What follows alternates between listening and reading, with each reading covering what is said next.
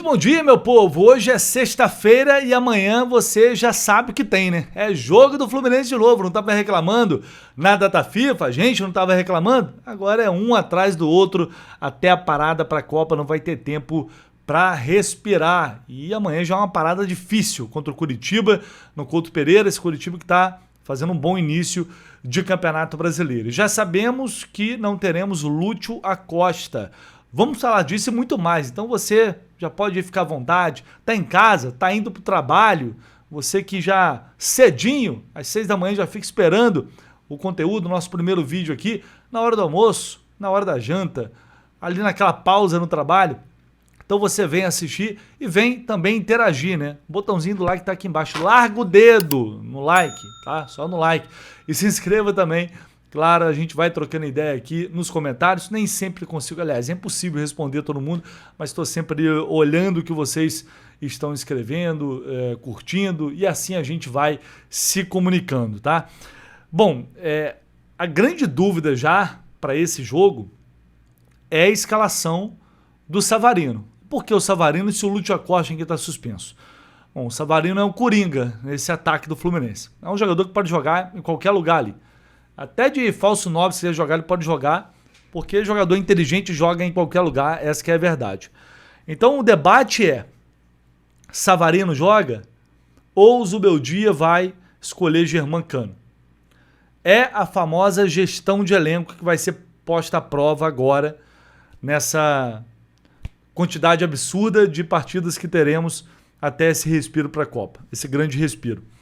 Eu, se tivesse que arriscar, porque não é informação, tem treino hoje ainda, diria que o Zubeldia vai com Paulo Henrique Ganso. E por quê? Bom, aí você vai dizer, mas não é mérito, né? É uma questão de nome, de hierarquia. Talvez sim. Talvez sim. O Ganso, a gente sabe, não tem acrescentado nos jogos que tem entrado. Muitas vezes, depois que ele entra, o time tem caído de rendimento. E não acho que é só por causa dele, às vezes é um contexto do jogo também. Mas a gente tem que entender a realidade. É o que eu falo, o jogador que vem do banco, ele tem que entrar e mostrar que precisa de mais minutos. Cachide fez isso, Serna fez isso, Arana já fez isso, em alguns momentos. Não é o caso do Ganso. Se for pensar no que é melhor e mais correto, o que eu faria é a escalação do Savarino como um armador, onde ele se sente à vontade também, e o Serna mantido no time como um prêmio, inclusive, pela grande atuação que ele teve agora nesse jogo contra o Corinthians, levando em consideração que o Canóbio está de volta. Isso aí é respeitar o que o campo está dizendo. Por isso eu falei, estou falando desde já alguns dias, que essa sequência ela vai ser muito importante nesse sentido de determinar o que terá mais peso para o Zubeldia. Como que ele vai administrar isso? Quem ele vai colocar para jogar? Quem ele vai dar mais minutos? Não vai ser fácil, não vai ser simples, e a gente sabe que o Ganso o tempo todo no banco de reservas pode ser uma granada sem pino, né? Quando a fase está boa, as coisas caminham naturalmente. Quando os tropeços começam, aí as reclamações começam a aparecer. Mas para mim, neste jogo de amanhã, Savarino deveria ser titular com Kevin Serna. Agora, uma dupla que não é uma dupla em campo, porque é difícil jogar com dois centroavantes, mas algo que anima bastante e deixa a gente com uma expectativa alta são os dois centroavantes. A gente tem o John Kennedy assumindo a artilharia do time na temporada com 6 gols. Isso é muito bom para qualquer jogador nessa posição. Fazer gol para centroavante, camisa 9, dá confiança. E é isso que ele está precisando. Mas aí o cara foi contratado por 10, 13 milhões, 14 milhões de dólares e não vai jogar? Vai jogar, gente. Tanto que vai jogar que fez gol.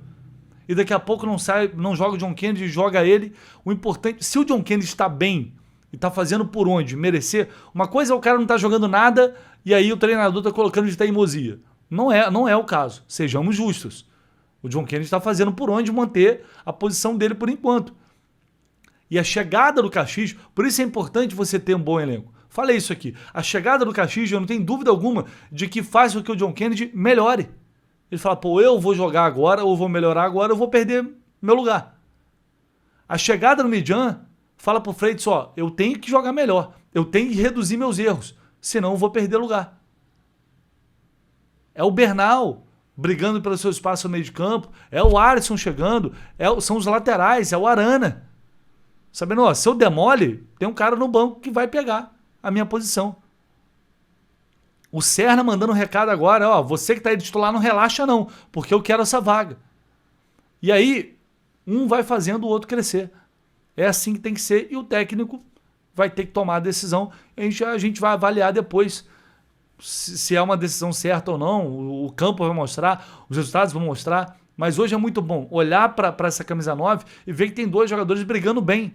Não é brigando por baixo. Ano passado a briga por baixo. Agora a briga, são jogadores que estão ali. Um entra, faz gol, o outro depois entra no segundo tempo, faz gol. Isso é muito interessante, é um sinal muito positivo desse grupo. Que é, qual o recado para mim que passa? É que todos estão motivados, mesmo quem está no banco está querendo, está com vontade, está querendo entrar para decidir, para fazer alguma coisa, para acrescentar. Isso daí é muito, muito positivo para um time que quer brigar por título e para um time que vai certamente fazer isso. Agora, realmente tem condições de brigar por título? O Fluminense vai chegar nessas competições para brigar? A gente vai falar disso agora. Mas antes, só um minutinho da sua atenção aqui, porque o ano tá só começando, o Libertadores nem rolou a bola ainda, só semana que vem, tem Copa do Brasil, Campeonato Brasileiro ainda na 10ª rodada, tem muita coisa pela frente, o ano vai ser longo. Então, para você não se preocupar com a tal da queda capilar de tanto estresse com flusão ao longo de 2026, eu tenho a solução ideal para você, que é a Manual. Mas o que é a Manual, Lessa? Vem comigo que eu vou te explicar rapidinho. Talvez você não tenha essa informação, mas a calvície atinge mais da metade dos homens até 50 anos, segundo dados oficiais da OMS. Então, a primeira coisa, você definitivamente não está sozinho. A Manual existe justamente para te ajudar nessa missão. Mais de 500 mil homens tiveram a autoestima recuperada graças à Manual e não tem nada de fórmula milagrosa nisso não. O que você precisa fazer? Basta entrar no site, preencher um questionário de saúde e o médico vai avaliar o seu caso. Cada tratamento da Manual é personalizado e tudo acontece 100% online. E o melhor, hein? Clicando no link que está aqui na descrição do vídeo e no comentário fixado ou apontando a câmera do seu celular para esse QR Code que está passando aí na tela, você vai ter 40% de desconto utilizando o cupom LESSA. Isso mesmo, 40% de desconto e frete grátis na primeira compra. E depois você vai receber tudo na sua casa com a mais absoluta descrição. Não se preocupe com isso. Os produtos da Manual chegam assim para você, como esse pó e shampoo aqui e todos os outros medicamentos que forem prescritos pelo médico que vai avaliar o seu caso. E aqui a gente trabalha com imagens, olha só o antes e depois dos pacientes reais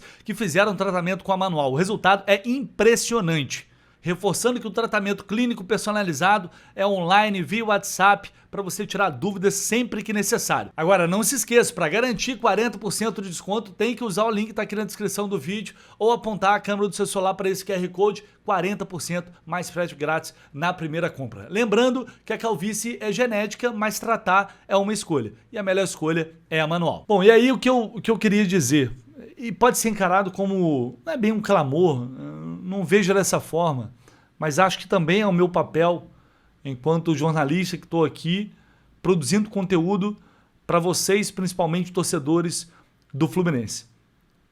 Às vezes a gente fala com a razão, análise fria de números, de análises táticas, mas tem coisas que a gente tem que também usar um pouco da emoção. Afinal de contas, torcedor é isso, né? A gente tem que viver um pouco o momento também. E por que eu estou falando isso? Por muitas vezes a gente cobra uma virada de chave. Pô, o time tem que acreditar. Os caras têm que mudar a postura. E, cara, agora eu acho que tá faltando um pouco da gente também, de modo geral, virar essa chave. Deixar um pouco de lado o que não aconteceu de bom para acreditar, realmente acreditar que vai dar certo. Porque isso parece besteira, mas faz diferença. E veja bem, e aí eu tô falando de presença do torcedor no estádio também, mas veja bem, não tô falando só de números não.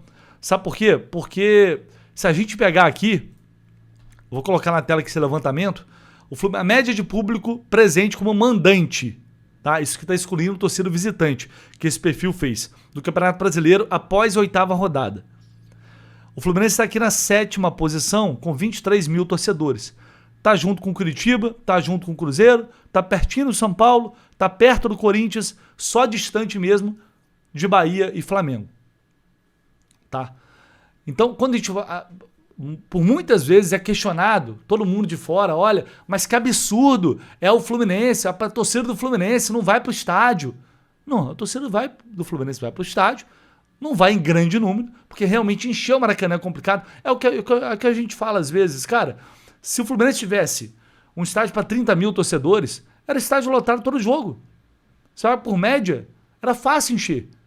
Mas o Maracanã é muito grande. E aí, para realmente encher, tem que haver uma mobilização maior. Mas veja bem, do jeito que está agora, o Fluminense ainda está ali, entre as principais médias, colado nas principais médias. Não é o ideal? Não é o ideal. Mas está longe de ser uma vergonha. Mas por que eu estou falando que não é uma questão de número? Não é só uma questão de número. Uma presença maior, um público de 40 mil, cara, é só ver, essa estatística ela existe. Ver quantas vezes o Fluminense perdeu no Maracanã para público acima de 40 mil torcedores. Porque não é só quantidade, é a vibração, é a energia, é aquilo que a gente não consegue medir. Isso fez diferença em 23. Quando o torcedor passa a acreditar e coloca na cabeça, a gente vai ganhar. Cara, muda. Muda, o ânimo muda, o semblante muda. Em 2024, se não chega junto, tinha caído. É a força que o Fluminense tem com a sua torcida. Então a gente tem uma tendência, até pelo que são as redes sociais hoje, de absorver muita coisa negativa e olhar sempre para o negativo. É sempre olhar... Não estou dizendo, esse time do Fluminense ele tem números... Vamos lá, cara. São 14 vitórias consecutivas, gente. Como mandante no Brasileirão, 14 vitórias consecutivas. Falei disso ontem. São 19 jogos na temporada. O Fluminense venceu 13, empatou 3 e teve 3 derrotas. Uma muito sentido, na final do Campeonato Carioca, nos pênaltis, é verdade. É um título que o Fluminense tinha totais condições de conquistar. Mas são 30 gols marcados, são 17 gols sofridos. E de novo, não é só número. Pra galera que assiste mais jogos aí dos outros times do Brasileirão, que outro time está jogando o futebol que o Fluminense está jogando? Que outro time você para ver, pô, vou parar aqui para ver que vai ser um bom jogo? É o Fluminense que está fazendo. É o Fluminense que está proporcionando isso. E muita gente já está falando, já percebeu. Então é hora da gente também retribuir, chegar junto, não só em número, mas em pensamento positivo, em acreditar que a coisa vai dar certo. Porque a gente fica se apegando muito à derrota para o Vasco, à derrota para o Flamengo. E elas não são apagadas, elas têm que fazer parte da análise. E quando há erros, como já aconteceu nesses jogos mais pesados, quando as atuações são abaixo do esperado, quando o treinador erra sistematicamente uma coisa, a crítica não tem que deixar de existir. A crítica ela tem que existir. Ela faz parte do processo de um grande clube.